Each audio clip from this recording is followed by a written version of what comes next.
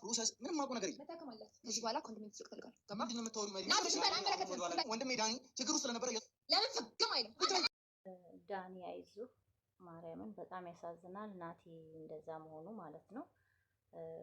ናቲም ይድናል፣ ችግር የለውም። ግን በጣም የሚገርመው ነገር እህቶቹ እንደዛ ያደረጋቸው ምክንያት ማለት ነው።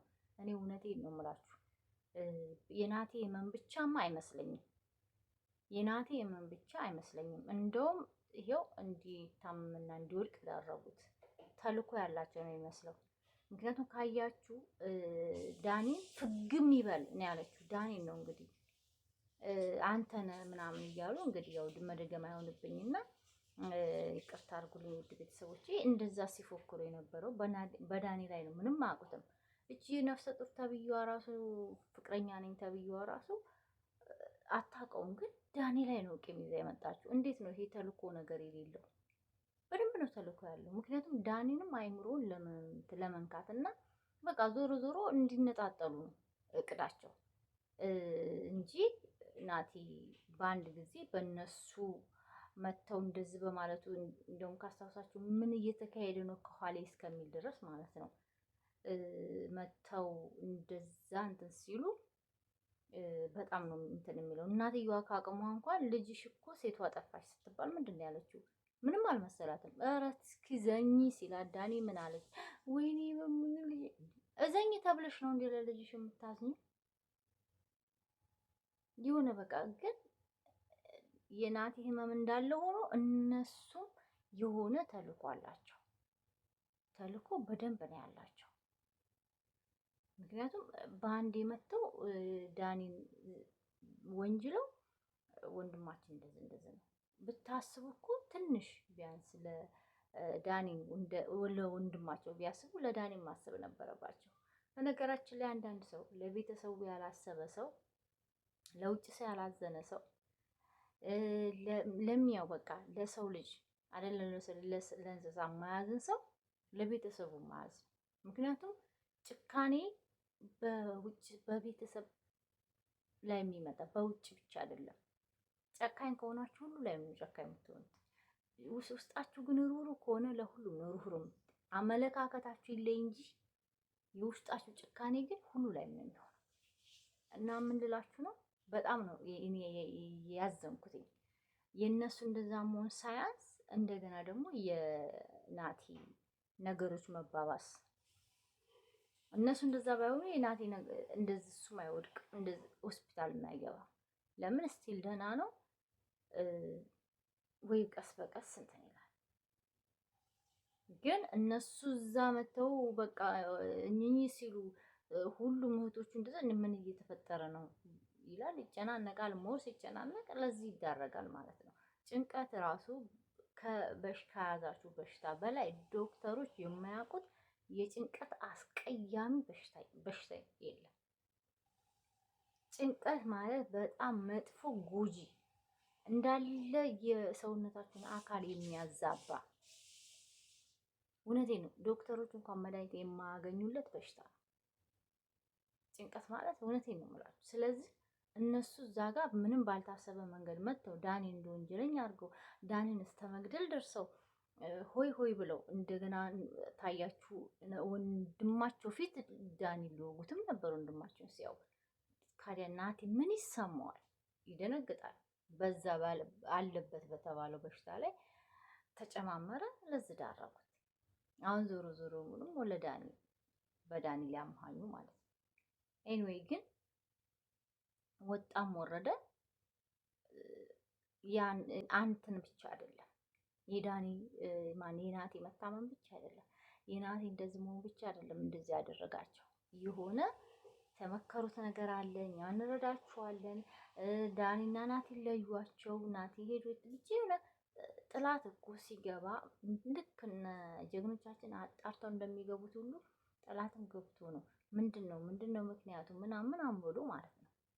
ሲቀጥል ደግሞ ሄዶ ካላናገራቸውና ናቲ ቤተሰቦቹን ሰሞኑን ከዘጋቸው ቢዚ ከሆነ በምን አውቀው ነው ሞሞቻ ደርሷል የሚሉት? ሞሞቻ ደርሷል፣ ትሞታለህ፣ ቀንህ ደርሷል። ሄዶ ቼክአፕ ካልተደረገ አብሯቸው ከነሱ ከራቀ ምኑን አውቀውት ነው እንደዛ የሆኑት? ያ ራሱ ጥያቄ ያስነሳል። ገባችሁ? ምክንያቱም ሄዶ ተንትን ብሎ ምናምን ቢሆን ኦኬ ነው፣ ግን እነሱን ነግሯቸው አያውቅም። እንደውም እንዴት አላናገረንም፣ እንዴት ጊዜ አልሰጠንም እያሉ ስንት ሲሉት ነበርና ይቅርታ። ያው አንዳንዴ እንትን ድምጽ እየረበሻችሁ ስለሆነ ማለት ነው። እና እሱ ነው ትንሽ ደግሞ የገረመኝ ማለት ነው። ምክንያቱም እንዲባባስም እነሱ እንደዛ እንትን ሲሉ፣ ሁለተኛ ደግሞ ሄዶ ቼክአፕ አልተደረገም፣ ሩቋቸዋል፣ ቢዚ ሆኗል በዳኒ እንዴት ይህን ሊያደርጉ ቻሉም ብዬ በውስጤም አደረብኝ። እና ብቻ ለማንኛውም ወንድማችን ናቲን በጎ ያድርገው ለማለት እወዳለሁ። ዳኒዬም አይዞ፣ ናቲም ይድናል፣ ይታከማል። ግን እቺ እኔ ምንም አላመንኳትም። እርጉዝ ነኝ ልጅ አለኝ ብላ የመጣችው ልክ እነሱ ሞልተዋት ነው የሚመስለኝ። በቃ እሷም አመጣጧ ዳኒ ተብዬው ማን ነው ምናምን ብቻ የለም ልክ የሆነ ዳኒ በሽታውን የሰጠው ነገር ነው ያስመሰለችው። እና ብቻ ለማንኛውም እውነት ያው ጠፍታ አጠፋምና እውነቱ ወጥቶ ናትዬም ድኖ እናንተም በሰላም ስራችሁ እንድትቀጥሉ ያድርጋችሁ ለማለት እወዳለሁ። እንደዚህ አይነት ሰዎችን ደግሞ ፈጣሪ ወደዛ የያዝልን። እውነቴን ነው። ስራ አቁም ማለት ሌላ ነው። በሰው ላይ ደግሞ ድምድም አድርጎ ሌላ ሰው መናገር ደግሞ ሌላ ነው። ምክንያቱም ዳኒም እኮ ሰው ነው፣ ወንድማችን ነው፣ ለሀገር የሚቆም ነው። ከማንም በላይ ሆኖ ራሱን ሰውቶ ለምስኪን እየደረሰ ነው። ለምን ዳኒስ ፍግም ይበል መባል ስለምን አስፈለገ? ለምን ነው ዳኒ ፍግም የሚለው? እሺ ይህን ካላችሁ ናቲ የምንወደው የምናከብረው ጀግና ነው አይደል? ግን አናቀውም ልበል ናቲ ዳኒ ፍግም ይበል ብትባሉ ትወዳላችሁ? ለእህቶቹ ነው አይወዱም እኮ። ምክንያቱም ጨካኝ ስለሆናችሁ ነው እንጂ እንደዛ አይባልም። ለወንድማችሁ ያዝናችሁ ወንድማችሁ ብቻ በቃ አርዳን እንደዚህ ነው ብላችሁ በሚስጥር መውሰድና ማስታመም ሲገባችሁ ይቅር ይበላችሁ። ግን እሱ ማስታመም ልበለው እንኳን እሱ በሰው እጅ እንትን ሊል ለሰው እየደረሰ ነው እና እንትን አይልም ነበር። እና በጣም ነው እንትን ያለኝ የተሰማኝ እንደዛ በዳኒ እንደዚሁን ሲሉ አትፍረድ ይፈረድብሃል ነው። እናንተ ጥሩ ጓደኛ ኑሯችሁ ፍግ የሚበሉ ጓደኞቻችሁ ብትባሉ አትወዱም። እና በሰው ላይ አትፍረዱ። በእናንተ ላይ የማትፈልጉትን ነገር በሰው ላይ መፍረድ ጥሩ አይደለም። ሁሉም ሰው ነው። ሁሉም ለራሱ ለቤተሰቡ መጥፎም ብንሆን ጥሩ እና አስፈላጊም ነን። ማንም እንዲነካንም አንፈልግም። ገባችሁ? እና በሰው ቁስል እንጨት ስደድበት እንደሚባለው በሰው ላይ እንትን ባንል ጥሩ ነው ለማለት እወዳለሁ። እንደ እግዚአብሔር ፍቃድ ደግሞ ናቲ እንድኖልን ዳኒም ተጭንቀት ወጥቶ፣ ምክንያቱም ዳኒንም አይምሮውን ለመንካት ነው እቅዳቸው። ለካ በኔ ነው ወይ እንዴት ብሎ በቃ የሆነ ውስጡ ሌላ ነገር እንዲያስብ፣ ሁለቱም እንዲራራቁ ከሚኪም ብቻ ተራርቀው አንድ ባንድ ያው ጥላት ለመግባት ያቀደውም ሴራ ነው ብዬ ነው የማምነው።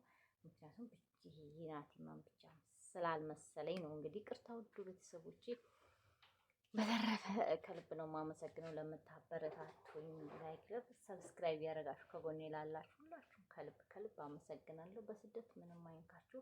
እንጸልይ። ለእናቴም ድኖ ሁሉም በቃ ሰላም ሆነው በፍቅር እንድድሯቸው እንዲመጡ ፈጣሪ አምላክ ያግዛቸው፣ ከነሱ ጋር ጥበቡን ያብዛላቸው ለማለት እወዳለሁ። እናንተም በስደት ምንም አይንካችሁ ሁላችሁም። ቻው